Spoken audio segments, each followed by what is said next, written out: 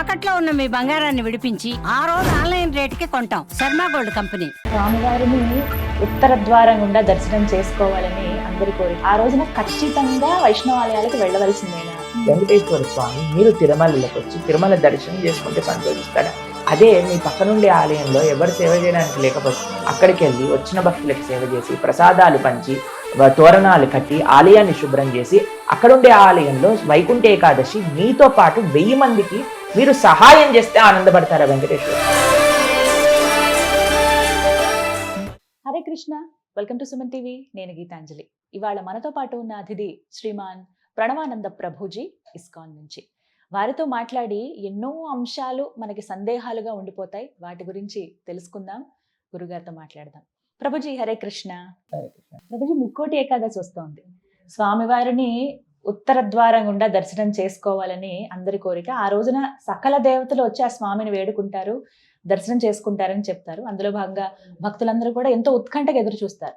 ఇలా ఎక్కువగా ప్రాశస్త్యం పొందినటువంటి క్షేత్రాలలో ముందుగా మనం తిరుమల గురించి మాట్లాడుకుంటాం తెలుగు రాష్ట్రాల్లో. ఆ తర్వాత శ్రీరంగం చెప్తూ ఉంటారు. 108 దివ్య దేశాలు అన్నిట్లో ఉన్న విశేషంగా చెప్పుకునేవి ఇవి. మరి ఆ రోజున దర్శించుకోవాలనే కోరిక మా అందరికి ఉంది. చూస్తేనేమో ఎంతమంది భక్తులు వెళ్తూ ఉంటారు. ఆ రోజున ఖచ్చితంగా వైష్ణవాలయాలకు వెళ్ళవలసిందేనా? విశిష్టత కూడా మాట్లాడుకుందాం. ఉత్తర ద్వార దర్శనం చేసుకోండి అని చెప్పారు కానీ తిరుమలలోనే చేసుకుంటేనే మోక్షం అని చెప్పలేదు కదండి. మీ ఇంటి పక్కన ఉండే వెంకటేశ్వర స్వామి వారిని దర్శనం చేసుకున్నా అదే ఫలితం వస్తుంది ఉత్తర ద్వారం నుండి. మీకు విషయం చెప్తాను. మేము చాలా చిన్నగా ఉన్నప్పుడు వైకుంఠ ఏకాదశి అనమాట. అయితే మా ఇంట్లో మేము రోజు పూజ చేసుకునే శ్రీకృష్ణ భగవానుడు విగ్రహం ఉండేది. అయితే వైకుంఠ ఏకాదశి రోజు స్కూల్కి వెళ్ళాలి. ఆ రోజు అయితే ఎగ్జామ్ కూడా ఉందన్నమాట. అయితే ప్రొద్దున్నే దర్శనం చేసుకోవాలి. మనకి వైకుంఠ ఏకాదశి రోజు ప్రొద్దునే వెళ్తూ ఉంటాం జనరల్ గా. రోజంతా దర్శనం ఉంటుంది అనుకోండి, ఉత్తర ద్వార దర్శనం.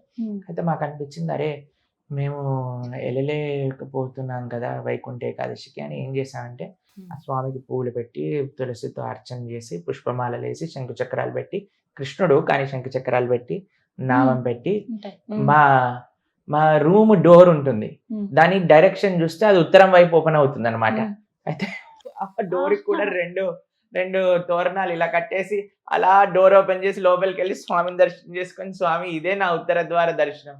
కానీ ఆ దర్శనం మాకు ఈ రోజు కూడా గుర్తొస్తుంది. అద్భుతం కదా ప్రభుజీ, ఇది మాకు సలహా ఇచ్చారు మీరు ఒక రకంగా. నాకు చాలా విశేషం, మేము ఎప్పుడు గుర్తు తెచ్చుకుంటాం. ప్రతి సంవత్సరం ఉత్తర ద్వార దర్శనం నాకు అది గుర్తొస్తుంది.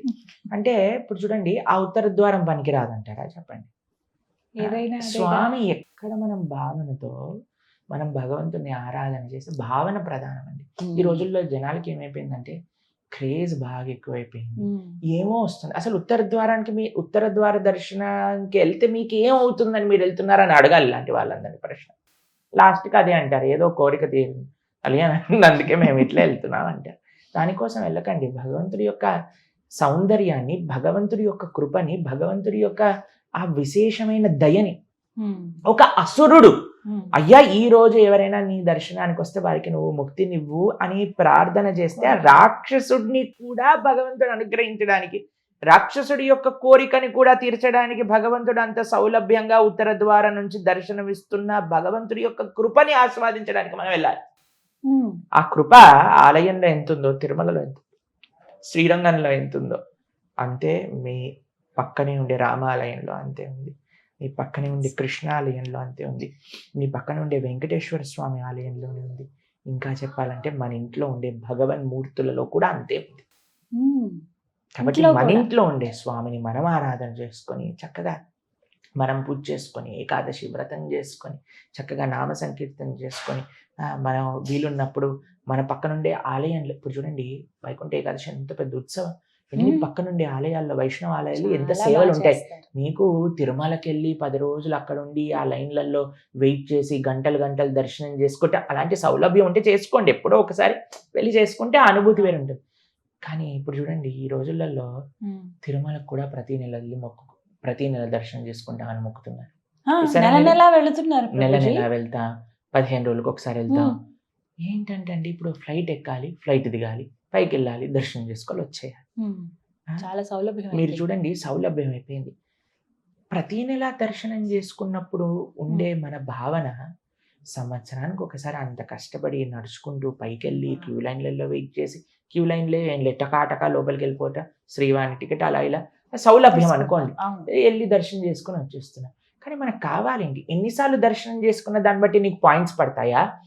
ఎంత ప్రేమతో ఒక్కసారి నువ్వు దర్శనం చేసుకున్న దాన్ని బట్టి పాయింట్ వేస్తాడా? భగవంతుడి పాయింట్ ఆఫ్ వ్యూ నుంచి ఆలోచించండి మీరు. ప్రేమ భక్తే. మీరు చూడండి, వెంకటేశ్వర స్వామిని ఆలోచన చేద్దాం. వెంకటేశ్వర స్వామి మీరు తిరుమలలోకి వచ్చి తిరుమల దర్శనం చేసుకుంటే సంతోషిస్తాడా? అదే మీ పక్కనుండే ఆలయంలో ఎవరు సేవ చేయడానికి లేకపోతే అక్కడికి వెళ్ళి వచ్చిన భక్తులకి సేవ చేసి, ప్రసాదాలు పంచి, తోరణాలు కట్టి, ఆలయాన్ని శుభ్రం చేసి, అక్కడుండే ఆలయంలో వైకుంఠ ఏకాదశి మీతో పాటు 1000 మందికి మీరు సహాయం చేస్తే ఆనందపడతారా వెంకటేశ్వర స్వామి? కాబట్టి మనము లెట్ us బి ప్రాక్టికల్. నాకు ఆ శక్తి ఉంది, నాకు ఇది ఉంది, నువ్వు వెళ్ళు, తప్పకుండా దర్శనం చేసుకో. నాకు మోకాల నొప్పి, నడుము నొప్పి, ఎవ్వరు సహాయం లేదు, అయినా సరే నేను వెళ్తాను వైకుంఠ ఏకాదశికి, అక్కడికే వెళ్తాను, క్యూ లైన్లలో ఇచ్చేస్తాను. మళ్ళీ బయటకు వచ్చి అమ్మా ప్రాణాలు ఎట్లా బతికినాయో తెలియదు, బయటకు వచ్చేసిన అలా చెప్తారు. అట్లా చెప్తారు తెలుసా? మళ్ళీ నిందిస్తారు కూడా. ఇప్పుడు చూడండి, మీరు మీ సౌలభ్యం బట్టి మీరు ఒక లైన్ లో ఉన్నారు, ఇంకొకళ్ళకి ఇంకొక సౌలభ్యం బట్టి ఇంకో లైన్ లో వెళ్తారు, ఇంకొకళ్ళు ఏ లైన్ లో లేకుండా డైరెక్ట్ గా నడుచుకుంటారు. వాళ్ళని ఎందుకు పంపిస్తున్నారు? ప్రతి ఫెస్టివల్ లో మీరు చూడండి ఈ గొడవలు ఉంటాయి. న్యూస్ ఛానల్ వాళ్ళందరూ వెళ్తే చూసారా, మాకు ఈ ఏర్పాట్లు చేయలేదు, వీళ్ళని పంపించారు, మేము లైన్లలో. ఎందుకండి ఇవన్నీ కొట్లాట? అక్కడ ఉండే ఆధ్యాత్మిక వాతావరణాన్ని పాడు చేస్తున్నట్టు కాదని చెప్పండి అనవసరంగా మనం వెళ్ళి. ఇంకొక విషయం చెప్తాను, ఇలాంటి పండగల పూటలు మీరు దర్శనానికి వెళ్ళాలనుకుంటే ఏ ఎక్స్పెక్టేషన్ పెట్టుకోకండి. 10 రోజులు కాదు, 15, 20 రోజులైనా పర్వాలేదు, నేను స్వామి దర్శనం చేసి తీరుతా అని అనుకుంటే వెళ్ళండి. లేదు నాకు ఈ ఫెసిలిటీ కావాలి, ఆ ఫెసిలిటీ కావాలి, ఎన్ని వేల మందికి, ఎన్ని లక్షల మందికి ఎంత ప్రయత్నం చేసినా సరే ఎక్కడో ఒక చోట త్రుటి ఉంటుంది కదండి. దాన్ని అర్థం చేసుకునే స్వభావం ఉంటే వెళ్ళండి. లేదు మాకు ఆ ఓపిక లేదు, సహనం లేదంటే మీ ఇంటి పక్కన రామాలయంలో భజన చేసుకోండి, చక్కగా పూజారి గారికి హెల్ప్ చేయండి, ఆలయాన్ని క్లీన్ చేయండి, 10 మందికి ప్రసాదం పెట్టండి, దానం దక్షిణ చేయండి, చాలు, వైకుంఠ ఏకాదశి పుణ్యఫలం వస్తుంది. కాబట్టి ఎప్పుడైనా మీరు తిరుమల వెళ్ళారనుకోండి, ఆ వైకుంఠ ఏకాదశి రోజు ఎక్కడికి వెళ్ళకుండా అక్కడే కూర్చొని, ఇంట్లో కూర్చొని చక్కగా దర్శనం చేయండి. అరే ఇలా మనం మెట్ల మార్గం నుంచి పైకి ఎక్కాము, స్వామి పుష్కరిణిలో స్నానం చేశాము, వైకుంఠం క్యూ కాంప్లెక్స్కి వెళ్ళాము, దానికంటే ముందు వరాహ స్వామిని దర్శనం చేశాము, వైకుంఠ క్యూ కాంప్లెక్స్లో కూర్చున్నాను, దాని తర్వాత మళ్ళీ చక్కగా బ్రిడ్జ్ ఎక్కి కిందికి దిగగానే ఒకవైపు ఆలయం గోడలు కనిపిస్తున్నాయి, ఆ గోడల పైన ఏవో రాసి ఉంటాయి మనకు అర్థం కాని భాషలలో, వాటన్నిటిని చూస్తుంటాం. ఏరో బ్రిడ్జ్, దాని కిందకి ఈ తిరుమల నంబి ఆలయం వస్తుంది, ముందుకు వెళ్తాము, అక్కడ గడ్డపార వస్తుంది, గడ్డపార దాటుతాం, గజస్తంభం వస్తుంది, వెండి వాకిలు దాటుతాం, బంగారు వాకిలు వస్తుంది, బంగారు వాకిల నుంచి లోపలికి వెళ్తాం, గరుడ్ మంతులు వారు ఉంటారు, అటు నుంచి అని మనం మళ్ళీ లెఫ్ట్ తీసుకోగానే స్వామి యొక్క దివ్యమంగళ స్వరూపం జయ విజయుల మధ్యలో అంత బ్రహ్మాండమైన స్వామి ఆ దీపాల యొక్క వెలుగులలో స్వామి దర్శనం ఇస్తున్నారు. అలా దర్శనం చేసుకుంటూ మనం బయటికి వచ్చేసాం.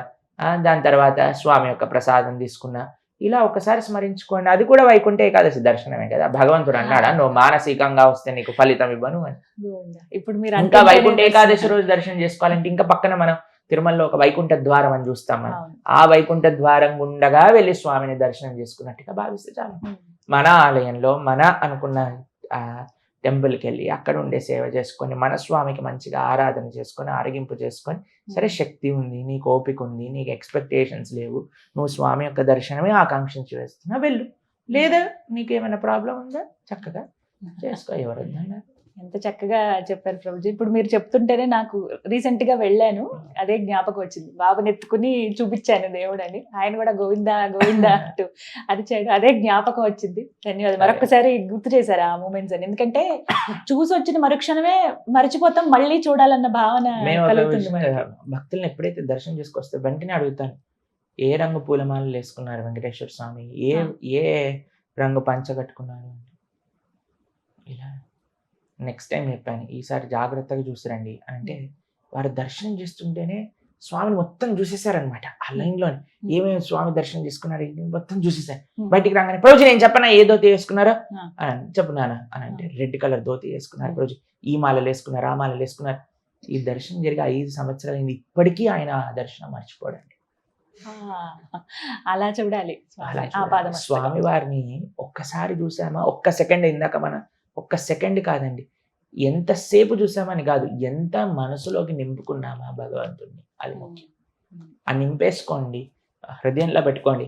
వెంకటేశ్వర స్వామి ఇంటికి తీసుకొచ్చేసేయండి, రోజు చూసుకోండి, ఏం ప్రాబ్లం. నిజం అది.